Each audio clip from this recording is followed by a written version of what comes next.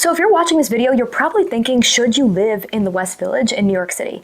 The West Village is probably one of my favorite neighborhoods in New York City. It definitely has a very neighborhood, almost like European like city type of feel. It's very charming, and there's a lot of really, really cute cafes, restaurants. I feel like the whole vibe, especially for people who are just moving to New York City, is more welcoming than, say, some other neighborhoods that can seem more like cold, industrial, and not as like friendly.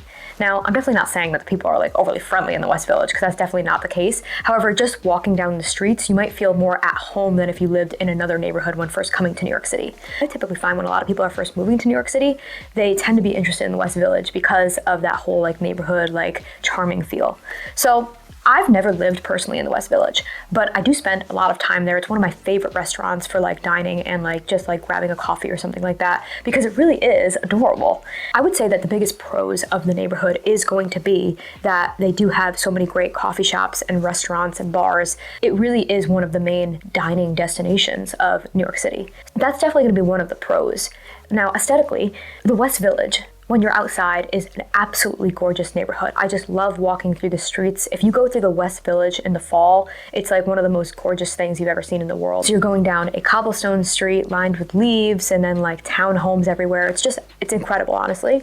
If you're looking for an apartment in the West Village, you might be disappointed. The neighborhood is in such high demand that, of course, it's definitely not the cheapest neighborhood in New York City. It's pricey, but also the price in comparison to the average size of the apartment. Now, if you get a 400-something square foot apartment in the West Village, that's like very, very, very common. West Village apartments are small. They're so small. I'm talking like smaller than an average studio-sized apartment. So I would say that that's one of the biggest cons of the neighborhood. If you're looking for a place with a lot of space, unless you have this absolutely insane budget, you're probably not going to find that in the West Village. You might have to go to Chelsea or Meatpacking specifically, or even Soho. You could probably find a bigger apartment sometimes for a similar price, because the West Village is just that competitive and people are willing to pay these crazy prices for these absolutely tiny apartments just to be in the neighborhood.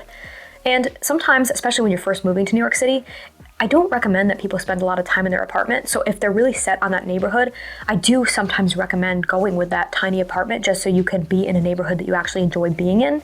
And then down the line, you can always upgrade your apartment as time goes if you like staying here in New York City. So that's just something that you need to be prepared for. You're definitely not going to have this crazy luxury apartment in the West Village for an average budget. So another thing about the West Village specifically is because the apartments are just so small there in general, you're not going to typically have like a lot of roommates in the West Village. They do exist, but there's just less roommate type of apartments than there are in other neighborhoods in New York City because the apartments overall are just way smaller.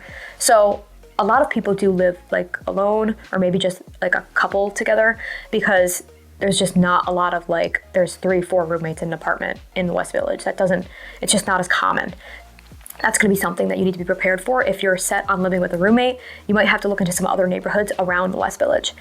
Now, the West Village also, the streets can be very, very, very narrow, which can be really cute and charming when you're walking around. However, when it gets really, really, really crowded there, which is really quite often because it's just such a trendy neighborhood, you can just feel like you're just getting pushed around constantly and can't really like walk in peace at all. I see sometimes people with strollers in the West Village and I feel so, so bad because I'm just like, oh my gosh, like I'm getting pushed around as just like a girl walking by myself in the West Village. I can only imagine having like a stroller or something oversized in that neighborhood and trying to like go around and like actually walk. It's terrible. So it can get really, really, really congested there.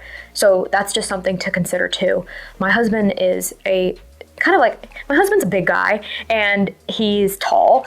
He does not like walking around the West Village really. He just feels like he's bumping into people at all times. So he gets like really uncomfortable walking around the West Village sometimes because it is very, very narrow.